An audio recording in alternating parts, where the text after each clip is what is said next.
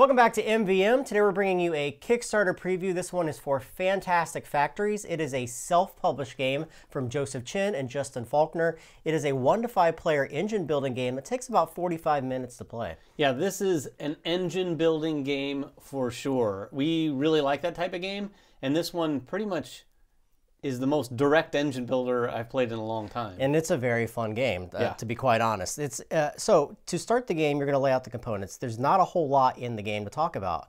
There's blueprints. These are the factories that you're building in front of you in a tableau fashion. You want to have a lot of these because they're engine building. They allow you to do specific things with your dice within the game. Each player is also going to have 4 dice to start off with.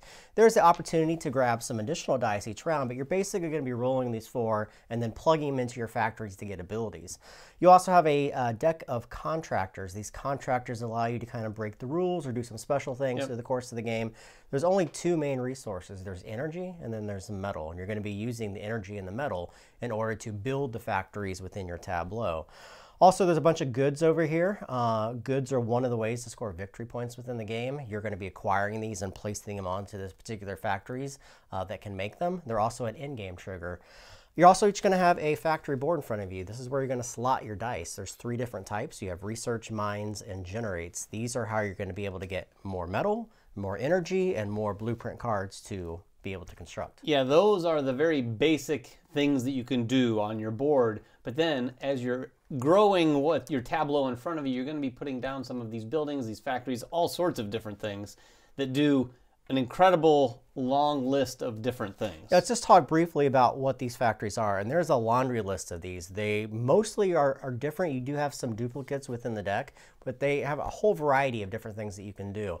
In the upper left-hand corner, this tells you the type of card you have to expend in order to play this card in front of you, plus any amount of resources that you also have to spend.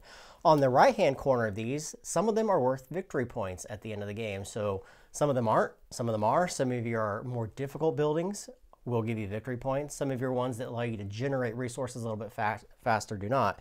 And then you have a couple different things at the bottom. Sometimes you have places to place dice as well. So you have slots on here which allow you to do things. And then abilities across the bottom. Some of these require dice. Some of them can simply be tapped once per turn to be able to generate something for you. Yeah, the abilities really is where the engine is built. And like Jeremy said, some of these things are as simple as converting one resource into another, or using one resource and able to manipulate your dice a little bit.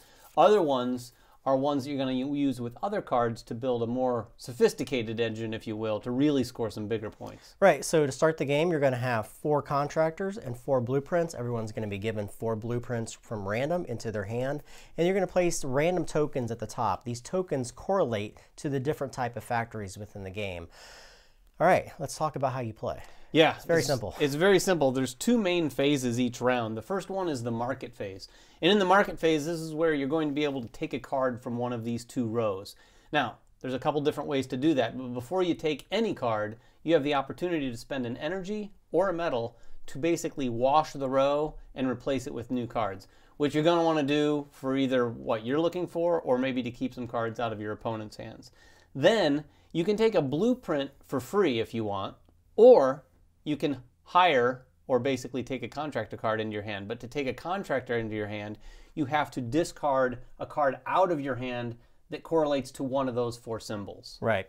So one of the main things about the market phase is that this is done in turn order. So each player is going to take a market phase before the next player. So they're going to be selecting one of those cards, adding it to their hand, and then refilling those with cards for the next player. However, the next phase, which I'll talk about, it's the work phase. Great thing about this is everyone can do this simultaneously. As long as you don't cheat, you believe everyone at the table, but it's very simple. First thing that happens is everyone's going to roll all the dice they have available to them. At the start of the game, everyone has 4 dice. Now, there is the opportunity to get 1 or 2, maybe 3 extra dice on a round, depending upon which card you've activated in a previous round. Once you roll those dice, then you're basically activating the dice in a variety of different ways. You can place them onto your research board, you can place them onto your cards, and what these do is they activate different abilities. So, as we said, your factory board has 3 different types of things. Your top one can be filled with any pip. Doesn't matter if it's a 1 to a 6. Every time you place 1 in here, you get to take the top card from the blueprint. You can't take any of the face-up ones like in the market phase. So if you have 3 dice up there, you can take 3 cards. It's as simple as that. The second one is the mine. If you use a 4, a 5, or a 6, you're allowed to take 1, 2, or 3 metal, depending on how many dice. It's just a 1-to-1 ratio dice per metal. And the bottom one is to generate. If you place a 1, 2, or 3 on your pip, you get to take 1 energy, 2 energies, or 3 energies. Now, this is according to whatever the pips show. Right. So if you place a 1, a 2, and a 3, that means you get 6 total. You just add up the pips. Now, on the very bottom, you're also going to see a matching bonus. This matching bonus means if you place the same type of dice, meaning they have the same pip counts, you get to do one more action in whatever place that you place that in.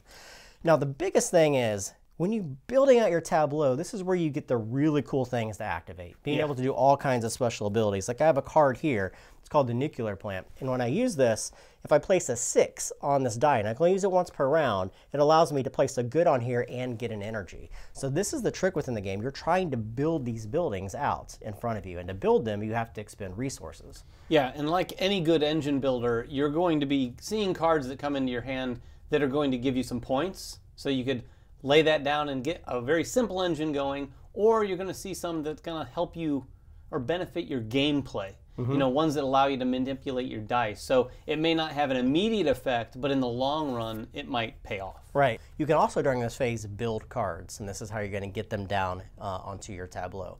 One rule is that you can't duplicate the same card. So I can't have 2 power plants, I can't have 2 dojos, and so forth. To build one, you're simply going to look at the value on that card. This requires a gear and 1 metal. To be able to use a gear, it means I have to simply expend another card from my hand that has a gear and just throw it to the discard pile, and then expend that much metal. Once I do so, it's placed face up, and that's one of my cards for the rest of the game.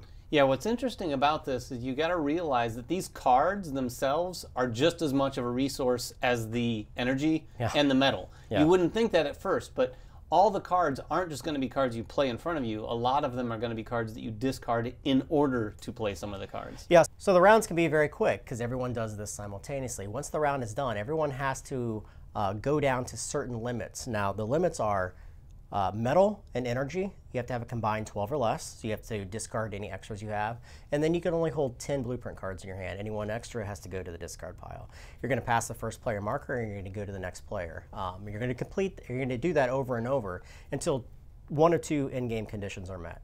The first person that is able to have 10 factories in front of them, meaning that 10 of these cards of any type are placed in front of them, you're going to finish that round, and then everyone gets 1 more round to play.